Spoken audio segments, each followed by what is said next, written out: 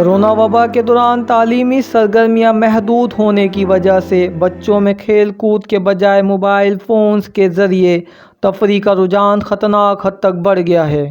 Mobile phone کا استعمال یوں تو ہر عمر کے افراد کے لیے خطرے کا باعث ہوتا ہے، مگر 10 سال سے کم عمر بچوں پر اس کے انتہائی مضر اثرات مرتب ہوتے ہیں۔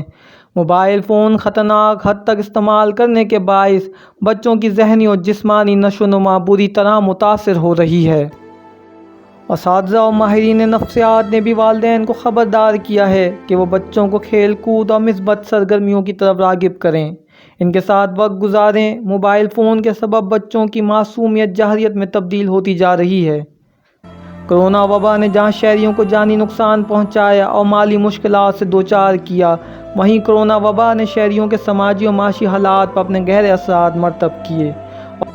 کورونا وبا میں اسکول اور تدریس کا عمل رک جانے کی وجہ سے طلباء و طالبات کو طویل عرصے تک گھروں میں محدود رہنا پڑا، جس سے نہ صرف ان کی تعلیم متاثر ہوئی بلکہ طرز زندگی بھی تبدیل ہو گیا۔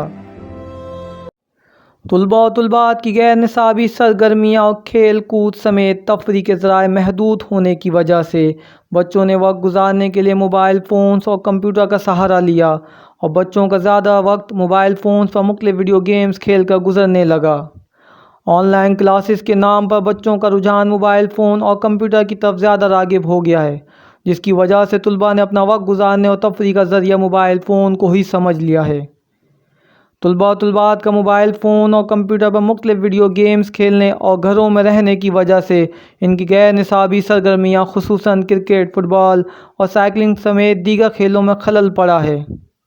کورونا کی وبا نے بچوں کی ذہنی نشو و نما بہت متاثر کی ہے۔ اب اسکول کھل گئے ہیں، طلباء و طالبات تعلیمی سرگرمیوں میں مصروف نظر آتے ہیں، لیکن اب وہ کھیل کود کے بجائے ویڈیو گیمز کھیل کر اپنے غیر نصابی سرگرمیوں کو پورا کرتے ہیں۔ موبائل کا استعمال بہت زیادہ استعمال کیا گیا، خاص طور پر گیمنگ کے لیے۔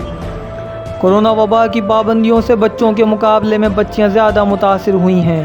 لڑکے تو فراغت میں گھر سے باہر جا کر اپنا وقت گزار لیتے ہیں، لیکن بچیوں کو والدین زیادہ تر گھروں سے بلا ضرورت نکلنے کی اجازت نہیں دیتے ہیں۔ اسی لیے بچیوں نے اپنا وقت گزارنے کے لیے موبائل فون پر ویڈیو گیمز کو اپنی تفریح کا ذریعہ بنا لیا ہے۔